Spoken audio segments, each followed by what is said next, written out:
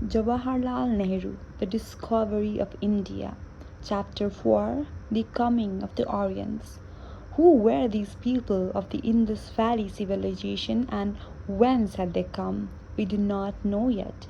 It is quite possible and even probable that their culture was indigenous culture and its roots and offshoots may be found even in the southern India. Some scholars find an essential similarity between these people and the Dravidian races and culture of South India. Even if there was some ancient migration to India, this could only have taken place some thousands of years before the date assigned to Mohenjo-daro. For all practical purposes, we can treat them as the indigenous inhabitants of India. What happened to the Indus Valley civilization and how did it end? Some people, among them Gordon Chalte, say that there was a sudden end to it due to an unexplained catastrophe. The river Indus is well known for its mighty floods which overwhelmed and washed away cities and villages, or a changing climate might lead to a progressive desiccation of the land and the encouragement of the desert over cultivated areas. The ruins of Mohenjo-daro are themselves evidence of layer upon layer of sand being deposited, raising the ground level of the city and compelling the inhabitants to build higher on the old foundations.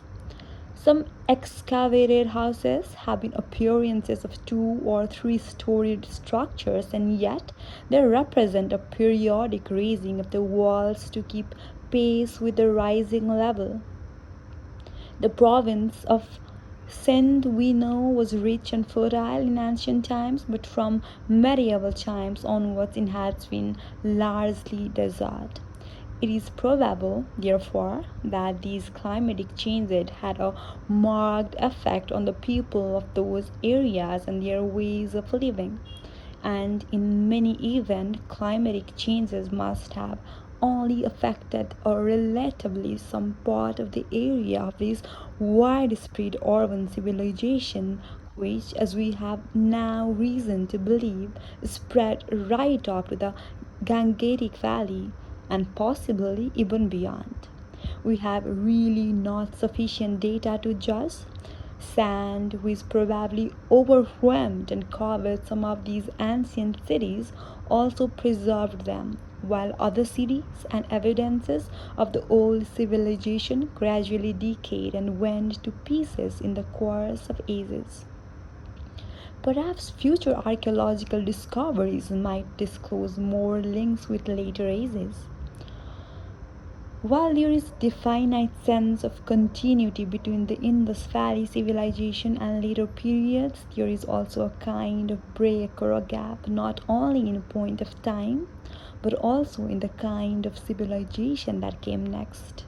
This latter was probably more agricultural to begin with, though towns existed and there was some kind of city life also.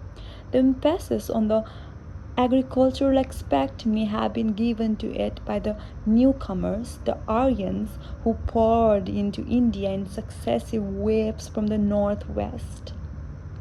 The Aryan migrations are supposed to have taken place about 1,000 years after the Indus Valley period, and yet it is possible that there was no considerable gap and tribes and peoples came to India from the northwest from time to time as they did in later ages and became absorbed in India. We might say that the first great cultural synthesis and fusion took place between the incoming Aryans and the Dravidians, who were probably the representatives of the Indus Valley civilization. Out of this synthesis and fusion grew the Indian races and the basic Indian culture, which has distinctive elements of both. In the ages that followed, there came many other races: Iranians, Greeks, Parthians, Bactrians, Scythians, Huns, Turks before Islam, early Christians, Jews, Zoroastrians, they came made a difference and were absorbed. India was, according to Dodwell, infinitely absorbent like the ocean. It is odd to think of India with her caste system and exclusiveness having this astonishing inclusive capacity to absorb foreign races and cultures. Perhaps it was due to this that she retained her vitality and rejuvenated herself from time to time.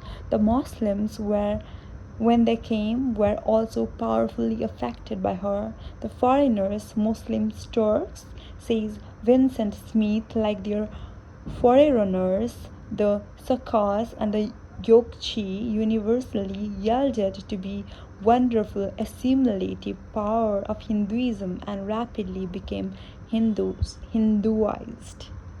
What is Hinduism?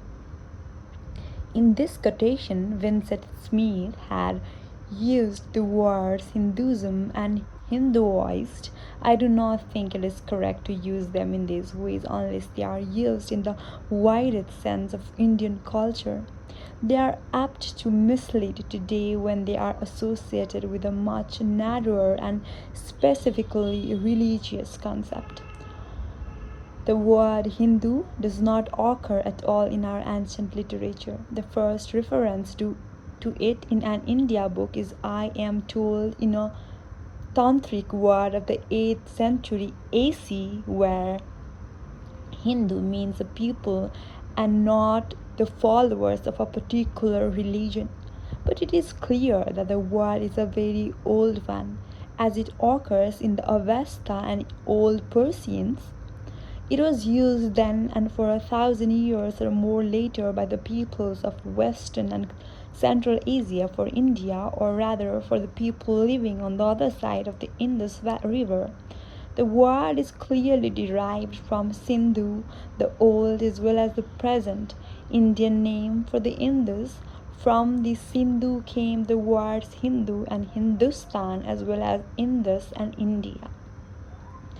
The famous Chinese pilgrim Ai Sting, who came to India in the 7th century AC, writes in his record of travels that the northern tribes, that is, the people of Central Asia, called India Hindu, but he adds this is not at all a common name, and the most suitable name from India is the novel land Aryadesa.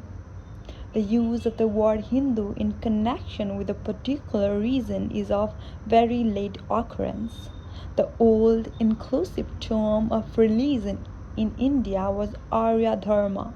Dharma really means something more than religion. It is from a root word which means to hold together. It is the inmost constitution of a thing, the law of its inner being. It is an ethical concept which includes the moral code, righteousness, and the whole range of man's duties and responsibilities. Arya Dharma would include it was used by Buddhists and Jains as well as by those who accepted the Vedas.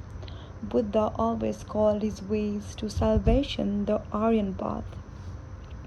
The expression Vedic Dharma was also used in ancient times to signify more particularly and exclusively all those philosophies, moral teachings, rituals, and practices which were supposed to derive from the Vedas. Thus, all those who acknowledged the general authority of the Vedas could be said to belong to the Vedic Dharma. Sanatana Dharma, meaning the ancient religion, could be applied to any of the ancient Indian faith, including Buddhism and Jainism, but the expression has been more or less monopolized today by some orthodox sections among the Hindus who claim to follow the ancient faith.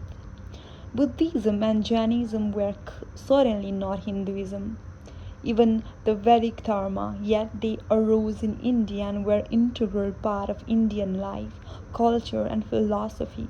A Buddhist or Jain in India is 100% product of Indian thought and culture, yet neither is a Hindu by faith. It is therefore entirely misleading to refer to Indian culture as Hindu culture. In later ages, this culture was greatly influenced by the impact of Islam, and yet it remained basically and distinctively Indian. Today, it is experiencing in 100 ways the powerful effect of the industrial civilization which rose in the West, and it is difficult to say with any precision what the outcome will be. Hinduism as a faith is vague, amorphous, many sided, all things to all men. It is hardly possible to define it, or indeed to say definitely whether it is a religion or not in the usual sense of the word. In its present form and even the past, it embraces many beliefs and practices, from the highest to the lowest, often opposed to or contradicting each other. Its essential spirit seems to be alive, let live, to believe and let live. Mahatma Gandhi had attempted to define it. If I were asked to define the Hindu creed, I should simply say source after truth through non-violent means. A man may not believe in God and still call himself a Hindu. Hinduism is a relentless pursuit after truth. Hinduism is the religion of truth. Truth is God. Denial of God we have none. Denial of truth we have not none.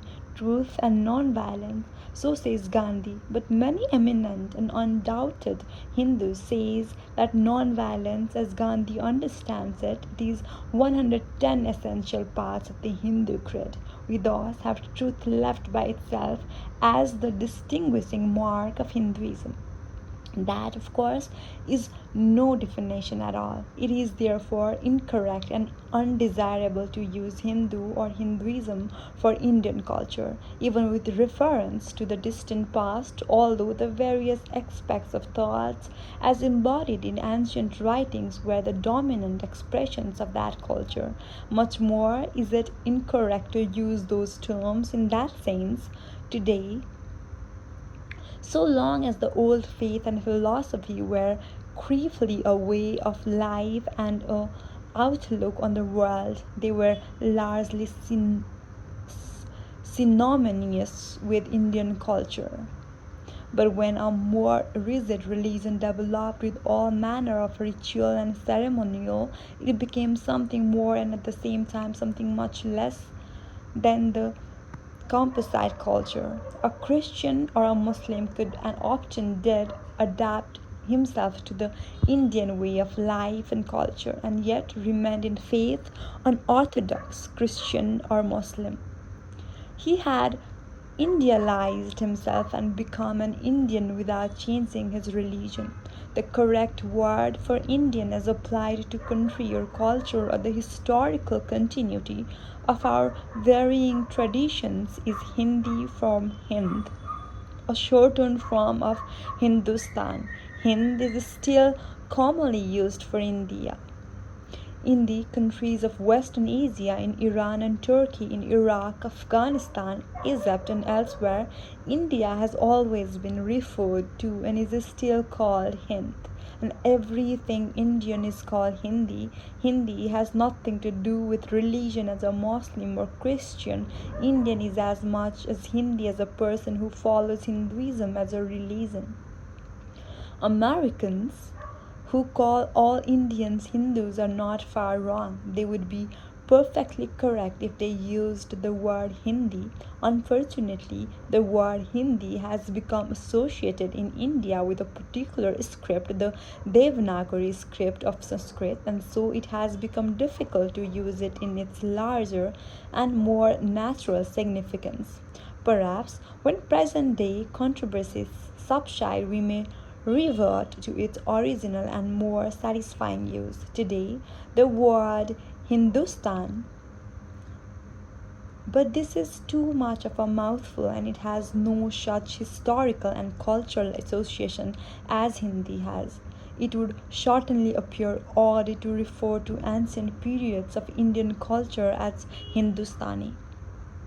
Whatever the word we may use, Indian or Hindi or Hindustani for our cultural tradition, we see in the past that some inner urge towards synthesis, derived essentially from the Indian philosophic outlook, was the dominant feature of Indian culture, and Sophic outlook was the dominant feature of Indian cultural and even racial development. Each incursion of foreign elements was a challenge to this culture, but it was met successfully by a new synthesis and a process of absorption. This was also a process of rejuvenation, and new bosom of culture arose out of it. The background and essential basis, however, remaining much the same.